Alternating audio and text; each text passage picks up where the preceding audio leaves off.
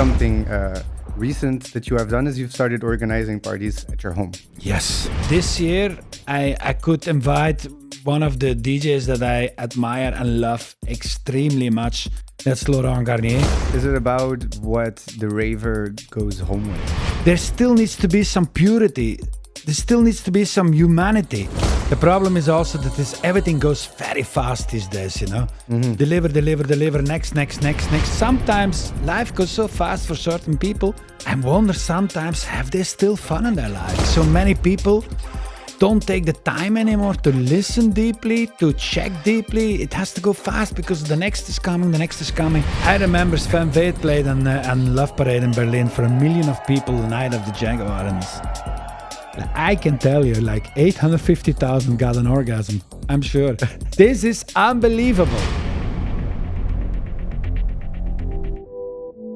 All right. It seems like we're recording. Marco, amazing. Welcome. Thank you very much. Welcome to my temporary podcast studio. Oh, very nice. Super nice setting. Feeling home. Awesome. I have, this is actually my first podcast. Still thinking about the name, but I think I will call it the Firestarters podcast. Wow. And I've chosen you. Amazing. Chosen you to be the first one. So maybe a little bit of background information. Marco, I know you already 6 years, 5, 6 years, something like this. A minute. Yeah. Basically, what I do for Marco is I am a videographer, but also an editor. And we've worked together on quite a few occasions. We started working together. I did a music video. Exactly. Yes. And remember. Afterwards, Yes. I think I did some teasers for different parties that you were organizing. Yes. But something recent that you have done is you've started organizing parties at your home. Yes, exactly. I want to talk about your festival, but what I also kind of want people to know is a little bit your background. Yes. Because you've been in the electronic music scene for quite a bit. Tell us a little bit about yourself. Well, I started actually as a DJ in 1988. That's my birth year. It's a little bit it's a little bit some time back. And well, I started first as a DJ, of course, in my own country, in Belgium, playing all around clubs all over the country. And back in that time, there was only 1 or maximum 2 DJs in a night. So like DJ sets from 7-8 hours was completely normal. Now, you know, you have sometimes 8, 9, 10 till 15 DJs in one night sometimes. And everyone is playing an hour and want to have the moment. Back then, it was 1 DJ or sometimes 2 DJs in a night. And I think that's a good school because, you know, you cannot pump it out then for like 8, 9 hours. It's impossible. It's this way that you learn, like have a journey. So 1988, I started playing records, and then it was for like 5, 6 years playing all around the country. And then I started producing my first records, my first releases. I met a good friend, and he had like 1 Atari computer and 1 keyboard only and a sampler Akai 3000, and starting to make records. And then from one came the other. And after releasing some tracks, I started to play outside of Belgium, first in Europe, and then later on also overseas, you know, and so on until we are here today, 32 years later. You have an amazing cat to the bay. So lovely. You're girly. And since 2020, when the pandemic was there, we started a party in my backyard. Because 2020, like you know, for everyone, we were locked. Mm-hmm. We were locked down. Literally, we couldn't go out. You were out no of a parties. job also. Excuse me? You were out of a job also. Yes.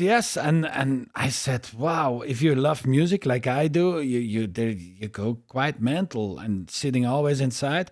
Of course, making music was one good part we could still do, but, you know, there was no dance floor. Mm-hmm.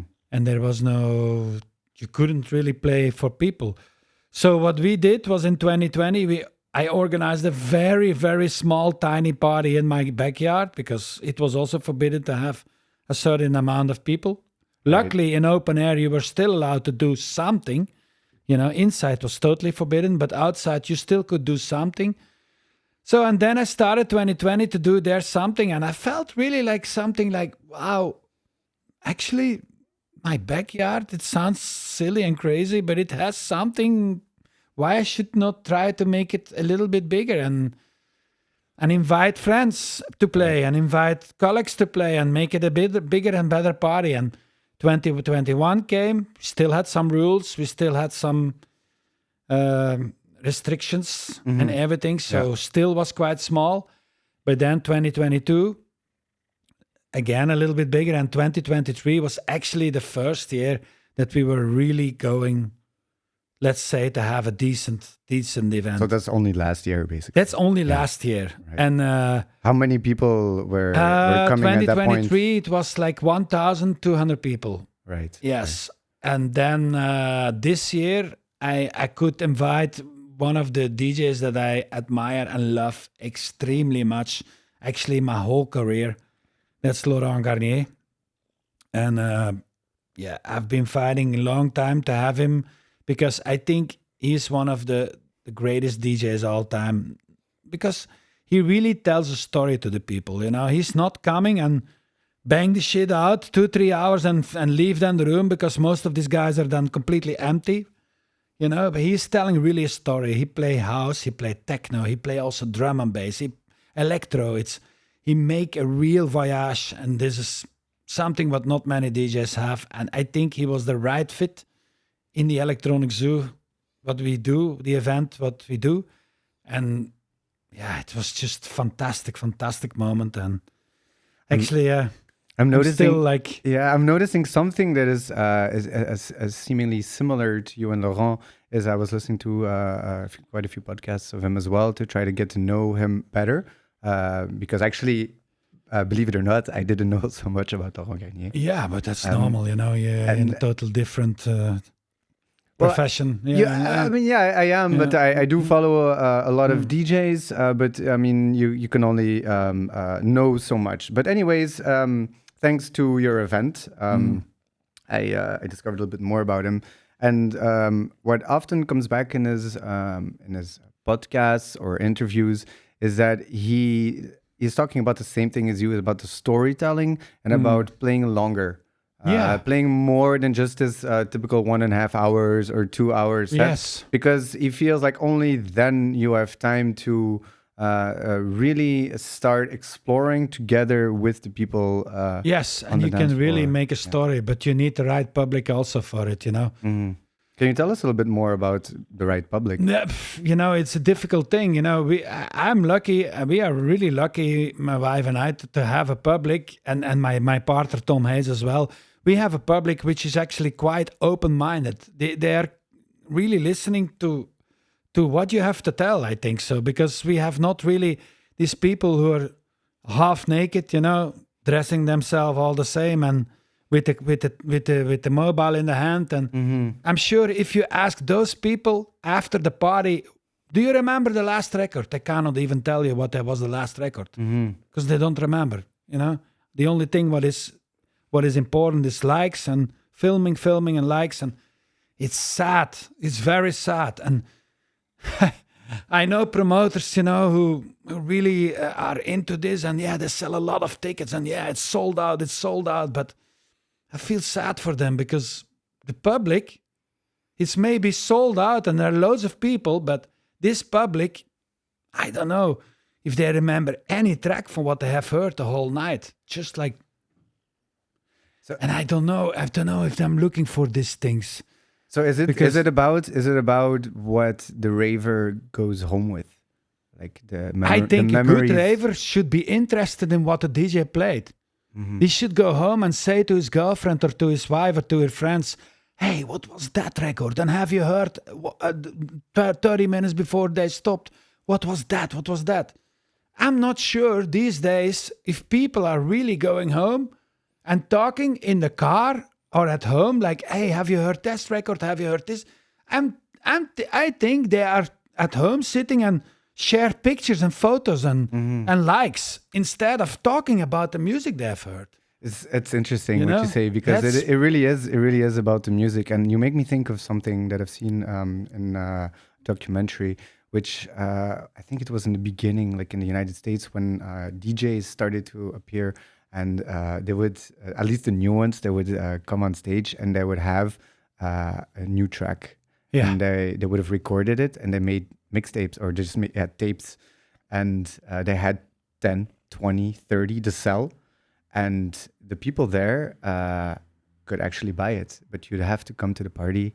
And then if you managed to get to the front, yeah, that's you would another manage, direction, you but would that's- manage to buy the yeah, track. But okay. the thing is that like I find it interesting what you say is because they don't remember music after the event, and it's just because I guess the whole context has changed.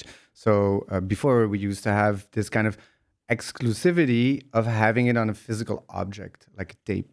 So you buy the tape and then the tapes are sold out. No one else has a track. Yeah, but you still can be interested in what you have heard. You know. But what I'm saying is that like because now all the music is on Spotify and it's accessible to all for $15.99 a month or whatever. Fine, that's fine. But even if it doesn't there's pay a different us, but idea, I think, about like I wouldn't even want to say that music is to be consumed. Music is not to be consumed. But it feels like it nowadays, and maybe that's true. Where That's the problem true. is. That's true because there is coming millions of tracks out. Also, you know, you have not the time anymore to check everything. It's almost completely impossible.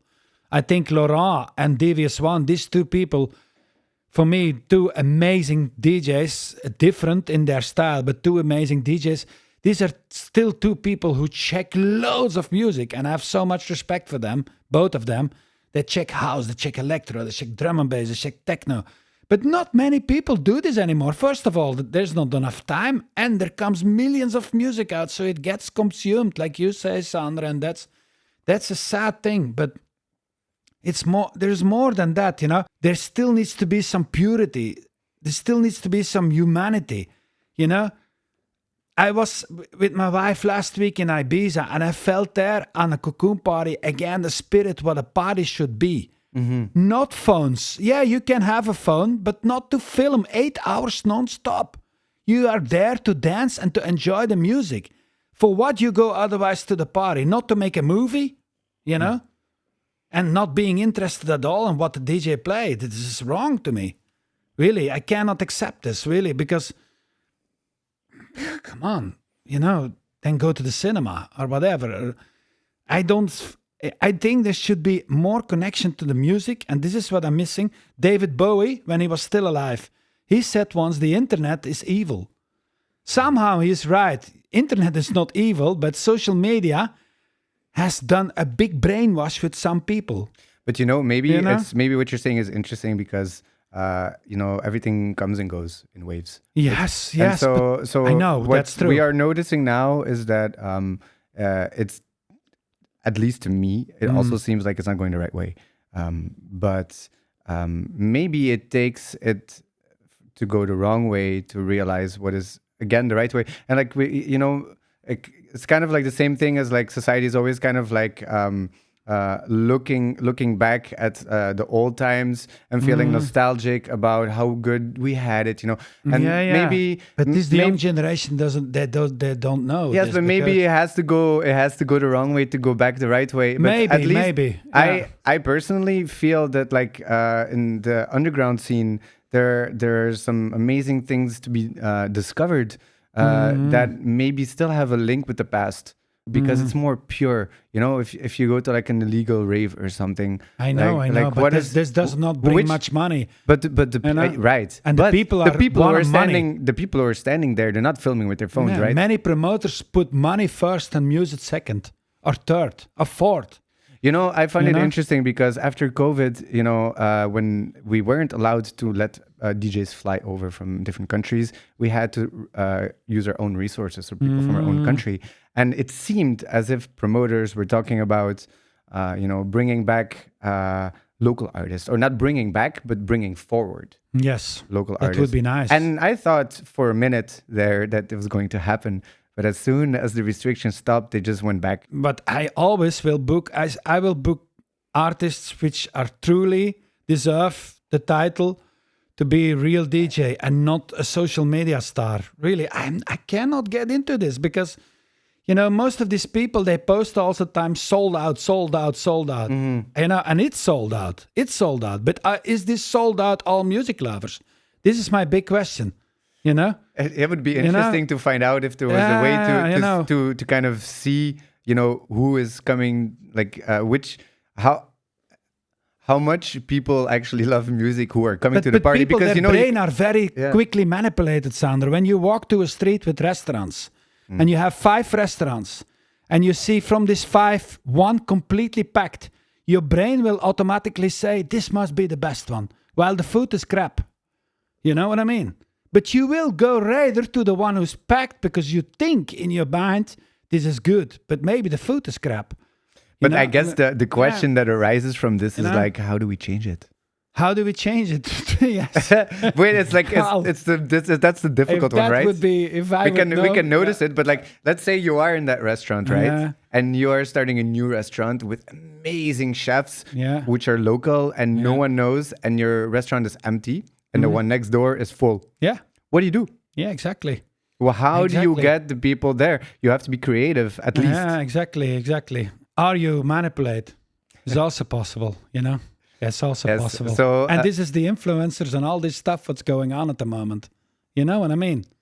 The influencers mean to me manipulate people, their mind, their brain. Yes, I and to a certain extent I agree, but it goes both ways. You can. So for me, first of all, I have to kind of clarify what I think about an influencer. An influencer to me is someone like Bob Marley. Bob Marley is an influencer. Why? Because he made music that was true to his heart. Yeah. And people all around the world just kind of vibe with him. And I'm getting me too. Skin, goosebumps from it by just saying it. I don't know if you can compare him to the influencer. No. But the how I like, what is an influencer? An influencer is actually someone who has done something incredible and that you actually look up to.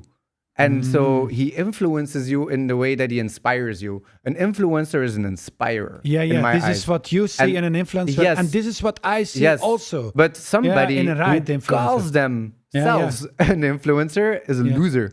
Voila, this is what I mean, actually. But that's my opinion. That's my opinion. Totally understand. And you're right. This is what I see too. But so influencing can go both ways. It can be negative and it can be positive. Yeah. And it's just...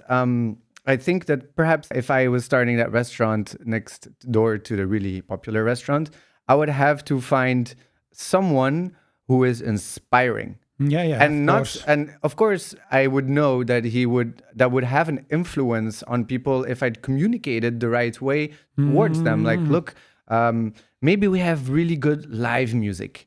And maybe the people serving in the restaurant are very kind and honest and are not looking to fill the table 3 times in the night. But there is no quota. Just come and enjoy yourself. And perhaps, once this gets running for a while, like, it will get some traction. I think perhaps parties can work in the same way. But something that I think is really important is honesty and being... There's not much honesty anymore. And being genuine. And regardless of what some people may say, I think that this is a foundation of something great.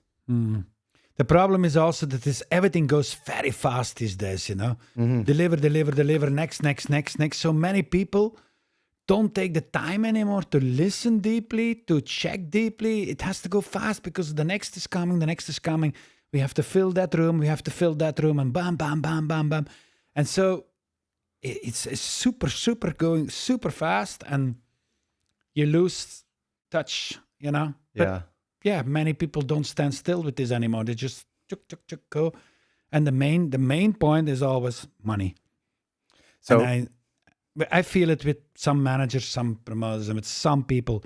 I see clearly, after 30 years doing this now, I see clearly the ones who only look at the money and who still give their heart to the music. I can see this really. And this is all what I want to talk about, because I can't change the world, and everybody has different opinions, and I respect everybody's opinions. And I respect also people who only do it for the money, but then don't say that you're 100% music lover. So, it's such a fast roller coaster at this days, 2024, and But I think that the way that I think, like I'm a big believer of that I can change the world, even though I'm just one person. yes, Uh, yeah, but and that's super nice. but That's super. You need this. but You need something this. something that I realized along the way, watch out, the cat's coming Oh towards yeah, you. lovely. One thing that I realized is that you can really only change the world one person at a time. And so Yes. to come back to your event, Electronic Zoo, Mm. so how many people came to your party last time, this last event? Let's say 2000 officially? with guests and everyone. Yeah, 2000. Yeah. So basically, you created for yourself the chance to change 2000 people's lives in one go. So I do it. Yeah. I want to do podcasts and I want to do it one person at a time. Yeah. But it's you nice have the too. opportunity to do it 2,000 people at a time. So don't forget. And I don't think actually I should say that. Don't forget, because when I was at your event, there were a lot of interesting things that I saw.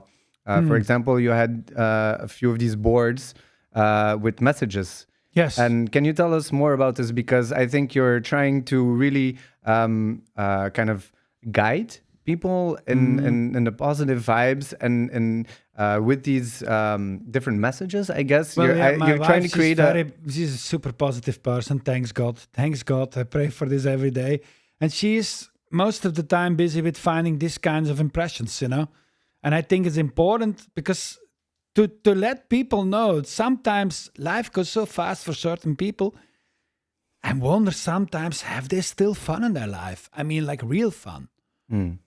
Or is it just having fun when you get more likes or whatever, all these silly things? Real fun. And that's why I sometimes have impressions on my party and my dance floor like, be here now, which means now you're here to have fun and to dance, not to be with your head already somewhere else. This is why, for example, there is one board which says, be here now, or dance now and think later, which means actually the same. So I think it's important to bring this message over to the people, I can only agree. I think it's even more. Yeah. It goes farther than music. It's just also perhaps a greater philosophical question of how to live life. There are clubs who have like a phone with a red stripe, like no phones. But I have not done that. We have not done that. And we put them be here now. It's a little bit more polite, but actually think a little bit deeper. And Did you see people filming? Of course, there are always people who film. But what and that's I feel totally like fine, when I was filming, Yeah. But this, Of of course, course, yeah. for me, it's my job. Yeah. But when I was filming and I'm standing behind you, and I'm looking at the crowd, from memory, I've seen the footage also, but I think maybe it was 5% or less. Yes, that's what I mean. But it's totally fine. that People is should that's- film because that's- it means that they love the Yes. party and done.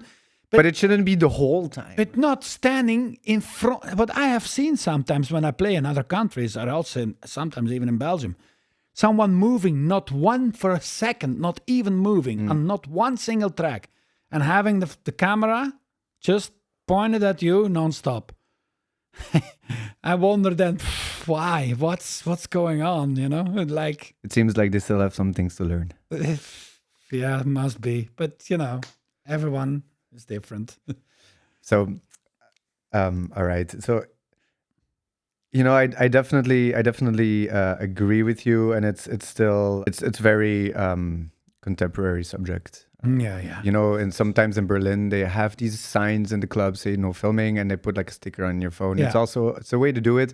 It's also if you do say in the beginning that you cannot film, it's kind of set some kind of guidelines. Yes. And people will come back from that party, and if they are that guy who never moves and is always filming, he'll be like, oh shit, like what do I do with my night? You have the power to influence people or inspire people to think about things in a different way. And so this is something that I find amazing that you can do with your events. Exactly. I want at my event, let's people free, not putting stickers on the phone, but try to create an amazing vibe, not only with the music, but also with the decoration, with everything, and being laid back, and try to be just giving messages on the floor, and this should be enough that that you don't need to put a sticker on the phone, which is like almost like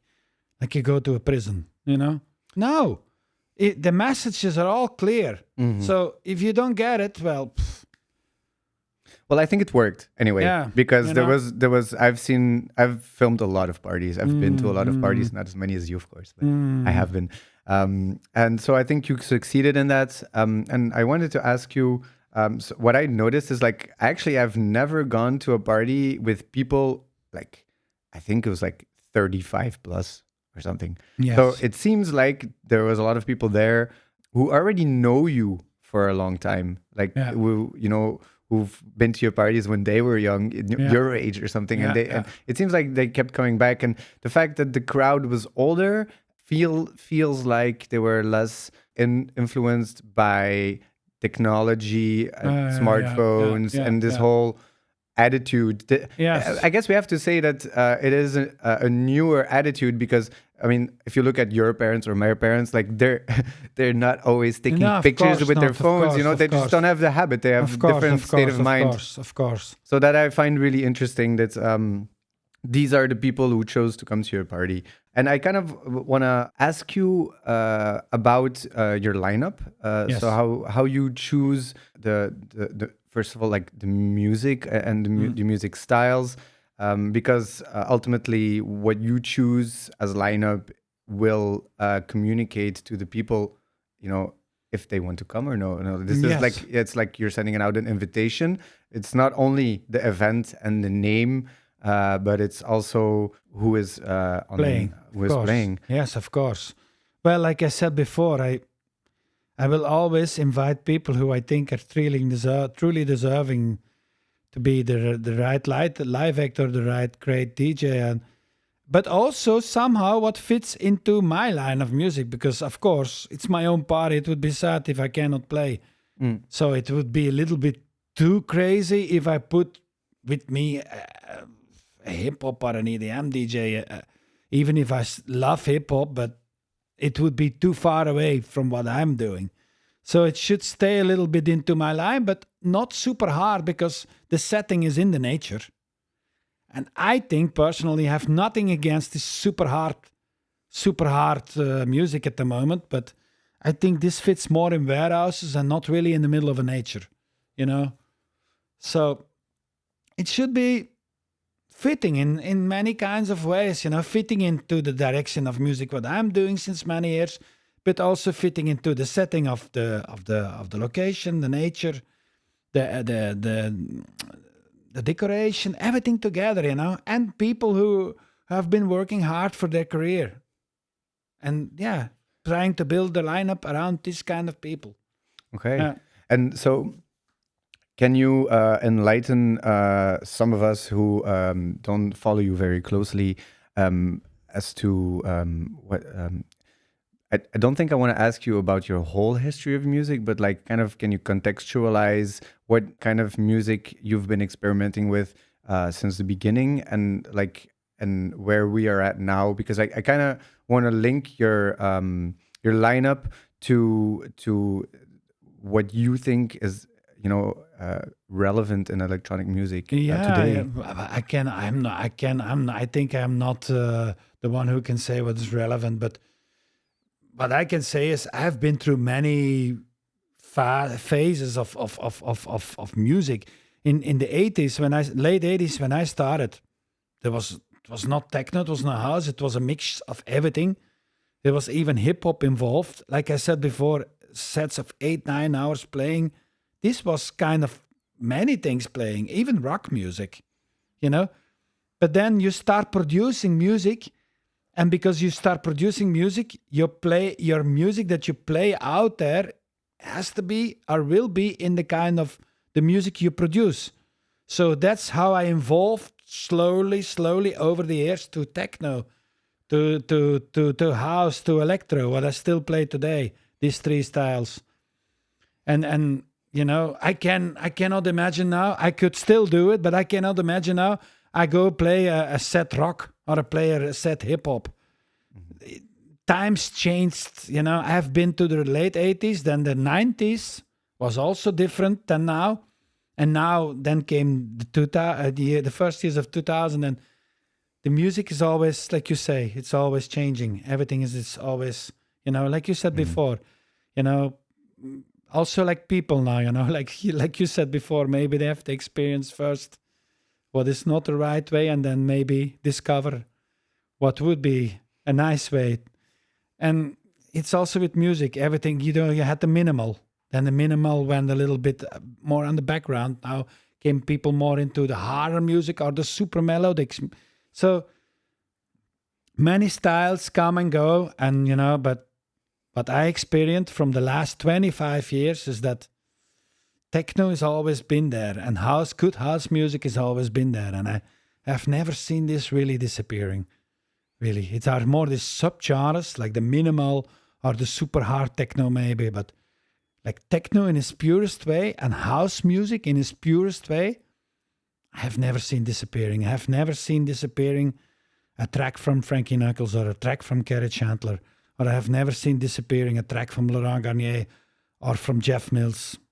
They still play it every single week today. They played it in 2000, 25 years later, 24 years later, still play it every week. Yeah. What makes a track timeless? Because That's you a very good question. you also have a few, of course. I wouldn't say, Matt, that's a dream. If you have a timeless track, this is what I think, and that's for me the most special thing to have in the world. If you have a track like Laurent, Crispy Bacon, or you have a track like Jeff Mills, The Bells, or you have like Frankie Knuckles, Your Love, you have something like this. This is the ultimate seduction, the ultimate dream. It is fantastic. Carl Gregg, the same, Derek May. This is unbelievable. This is like Rolando, Night of the Jaguar. I can tell you, Sander, still today, every week, somewhere in the world, they will play it almost every day. This track, Night of the Jaguar, Night of Jaguar. Can you imagine? If you hear 25 years, that track all the time, that must be something, whoa.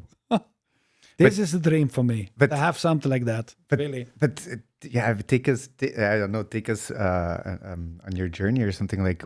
I have, of course, an idea as to what makes a track timeless, but I want to hear your take on it. Oh man, it's like, do you have? Can you simplify it? It has to stay. It has to have something that sticks in your mind. Is it something that you have in your mind, and then when you go, you create it, or is it something you're creating and it comes as you go? No, because then you're copying something. If you go to the studio and you say, I want something like this, you're already copying it before you start it. So, Sander, this is such a magical thing that you cannot predict. You cannot, because sometimes it's a vocal, like with Frankie Knuckles, it's Your Love. That's a vocal. This sticks in the mind, but not only for me, but for millions of other people. That's the art. Not if you have one person who love it, it's not timeless. Millions of other people you have to catch with this. Or it is like with Night of the Jaguar. It's this melody. It's unbelievable. And I think there's not one musician in the world who can write down now on a paper, you need to do this, and this, and then it will be timeless. It's impossible. I guess it's like viral videos. It's something. It's something that catches on to people, yes. or it doesn't. And like the always the ultimate question is like, what's the formula? I remember Sven Väth played on Love Parade in Berlin for 1 million of people, the Night of the Jaguar, and I can tell you, like 850,000 got an orgasm. I'm sure. This is unbelievable. That's the ultimate thing, really, for me personally. Anyway. So my take on it is that I'm an eclectic person, I guess. That's amazing. I love music people, and I just try to understand music from different perspectives and all different kinds of music. And one thing that I've noticed is that, like, why is pop music so popular on the radio? Why does it catch on? Like, what is it about it? It's always been like this. It's commercial, and commercial means that many people in the world love it. Easier to digest, Yes, and that's where I'm going. I don't think they play Aphex Twin on top radio, for example, because it's quite complicated and it's not on everyone's plate.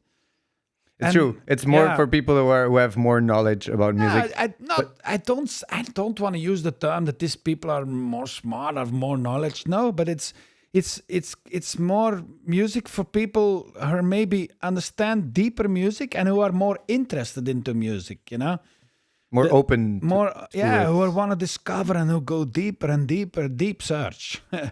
And like pop music, it's most of the time 3 minutes on Spotify, and it's 3 minutes vocal, most of the time a hook, which is very easy to digest. And of course, it sticks quicker in people's mind who are not really into music. But does it not for you show you that there's a universal truth about music? And something that I discovered, and you have to remind me because I'm quite bad with remembering names, but like the old school techno from here, like what's the label again here from Belgium? Bonsai. Bonsai, yes. Okay. It was more trance, hard trance. So Rave. Yes, but I watched a documentary, and what I found super interesting is like when they were making their tracks, like all the ones that they still play at the radio now, is like the computers were not so advanced yet, so they had diskette. And what the guy was explaining is that like in order to make a track that fit on the diskette, he could only make simple beats. But this is where my question is coming from, because I watched this and he said like, I'm not gonna reproduce vocally what the track sounds like, but like it's very easy beats, and it catches on. And he did it for a technical reason, but it really, really caught on. And so when I talk about the pop music and it's so simplified and it works, like how can you break the status quo? You can't. And how can you further how can you get into new styles of music or create new stuff and without being too complex? Like I think there is a balance between simplicity and complexity in music, so that people will follow it, right? But not everybody is interested into music. Like for example, you and I, and there has to be this kind of music will be there forever, I think, because the majority of people, I see it on very big festivals in here in our Belgium too. The floors where they're playing more experimental and eclectic stuff have less people than that big floor where everything is put together and where somebody climb on the DJ booth and stand there with his hands in the air. and they're playing a track and they're not actually even mixing. And they get big amounts of money paid for, and the people stand there like, well, everybody make his choice. So I wanted to ask you one last question about your event. And so you have quite a small event. Of course. Maybe an overstatement, but you have what they call boutique festivals.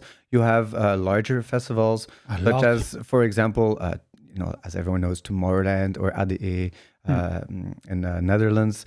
You have Sonar in Spain. They're all quite large organizations who have different approaches around gathering people and music, but also there's I think a question about culture, and so I guess my question to you is, how do you position yourself and your festival in that context, in that larger context of bringing people and music together? I want to bring more and more people together, but there is in the farthest way not to compare like with.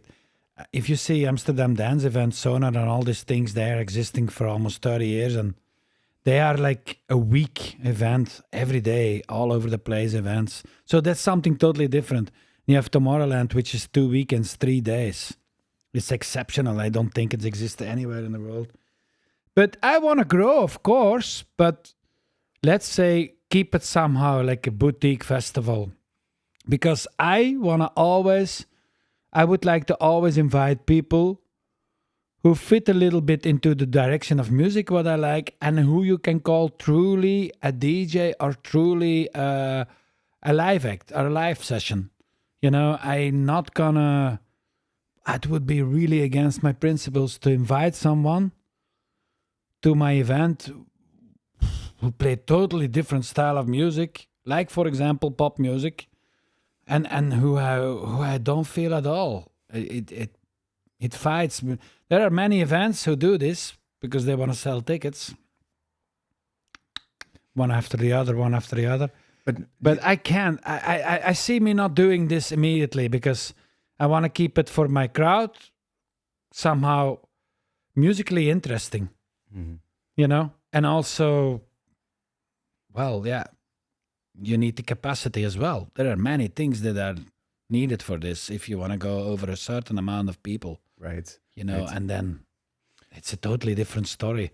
But so, I guess I want to kind of reframe the question from your DJ perspective. So let's say you're invited to a really big event, Tomorrowland or whatever, some Yeah. huge festival of like, I don't know, Yeah. 5K plus. Yeah. And then you have smaller festivals, not even your own, but like Of course. there is a certain connection that you make with people. And I don't have experience as a DJ, so I don't know if you can actually make connection with 5,000 people. Oh, yes, yes, But yes. but how does that feel? And how what do you prefer?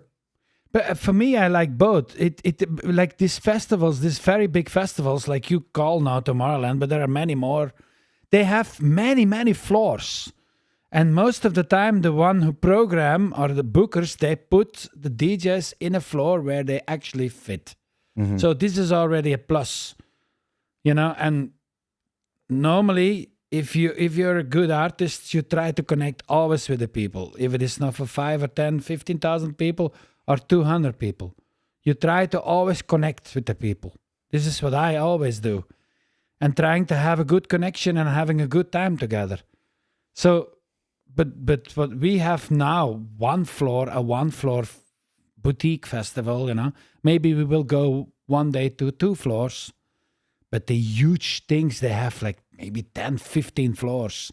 It's a total different story, and you know, you need to be logistic wise and also in venue wise, and many things. You need to have the space and the opportunity to do this. So it's a different way. It's a total different way, and I'm fine at the moment where we are now, and we see what the future brings. But I stay with my words. I will always invite people who I think are truly deserve to be the live act or the videographer or the photographer or the DJ. This is my thing, what I think it's necessary. And not really looking, is it now a clown? And that clown sell 10,000 tickets, but I don't care. I invite them. I can't. I I have a very last question, or maybe last couple of questions. And so I kind of want to know like what the future looks like for you, and what you still have in petto for us. Like what do you still have? What do you still have to show or still want to show with your festival, and also something in your DJ career? Like what is the future? Oh yeah. bring? But well, I'm getting every day a little bit older, you know, but I still feel like 25. No worries. So we keep on making music, we keep on touring, but I want to focus more and more, of course, on my event, because the vibe at my event, I have played in so many countries in the world. I feel something really special when I play, and not because it's my own backyard, but the crowd and everything. It's just really a nice feeling. So I want to focus a lot on the next one, and we do the next one instead of one day, we do 2 days. So we do a weekender, and we are intending to do it 2 times in a year. So 2 times in a year, a weekend. And yeah, let's make it better and nicer and more funnier. Awesome. Now I have one more question, but this doesn't necessarily have to be for the podcast. But for the Aftermovie, what do you want people to see or feel? I want to see a lot of smiley faces in the Aftermovie, girls and boys, and having fun. And I have to tell you something. Karen and I, we were looking at a girl. She was standing in front of Laurent like this.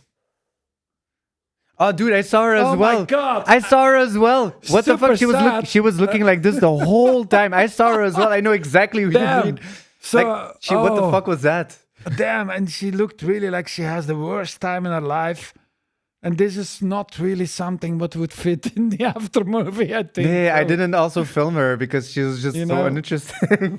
like Karen was, before we were in contact Yeah. with you, Sander, Karen was making movies, and there was always a lovely guy dancing in front of the stage and really looking so fucked up. And we could not cut him out because he was always in front.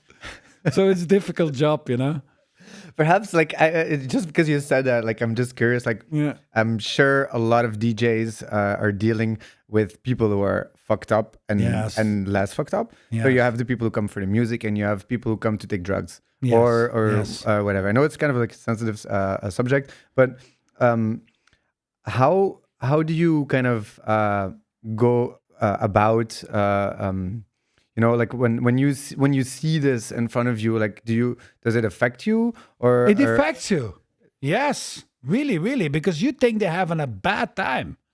While you give yourself 100%, if you see somebody in front of you, boy, this is terrible. I really this comes so deep in my heart that sometimes I want to just walk away. do you have maybe that's the perfect way to close off? Like, do you have something to say to those people? Have fun in your life. Really try to have fun in your life. Really, Okay. please. But maybe she had fun. Maybe she Who knows? had fun. Who knows? Let's But hope. in a different way. You Yeah, know? let's hope so. Marco, Anyway, thank you so much you, for being Sander. here. Appreciate it. Thank you. It was amazing. All right, guys. I just wanted to share something else with you, and I forgot to talk about it during the podcast with Marco Bailey. But the whole idea of doing the podcast in the first place was actually originated from the idea of just recording some audio snippets of Marco with his vision about his backyard festival, but also about the direction in which music is going, and kind of like situating it in the music culture of today. So, you talked about AI, for example. You talked about how people, are not always, present in the moment to enjoy the music. So those were kind of the quotes that I was looking for, and I hadn't yet, started the Firestarters podcast.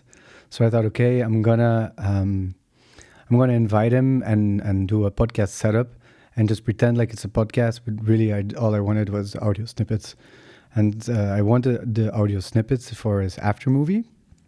And so because I've been shifting towards, storytelling, I wanted to create a kind of like the feeling of a bit like a documentary style Aftermovie. So that's where the idea originated from. I wanted to hear his voice on the background while you see these images and kind of make a connection between the two. And it would be a little bit different than most of the Aftermovies you see nowadays, which are mainly just really great edits of very fast cuts. It's more like a montage, and it had, let's say, an art form in its own. But in light of trying to tell more the story of the evening or tell a story with the visuals, I try to create something new. And so I want to show you guys the Aftermovie after the podcast.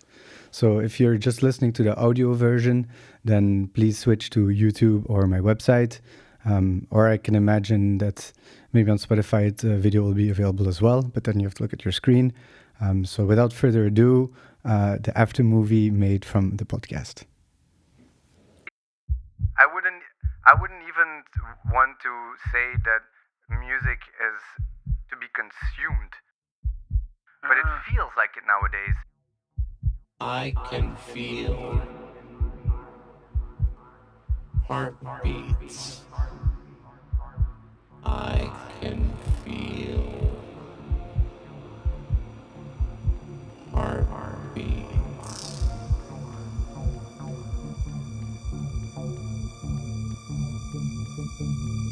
Wake up, wake up, wake up, wake up, wake up. First of all, there's not enough time, and there comes millions of music out, so it gets consumed. Like you said, that's a sad thing. But more sleeping. There's more than that, you know. Now there is also AI. Wake up, wake up, wake up, wake up. And I looked at it and I said, like, but we are creating robots of the people. There still needs to be some purity. There still needs to be some humanity. I was with my wife last week in Ibiza and I felt there again the spirit what a party should be. More sleeping. Wake up, wake up.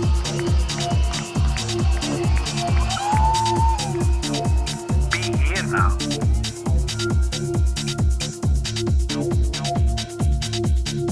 More sleeping. After 30 years doing this now, I see clearly the ones who still give their heart to the music. I can see this really.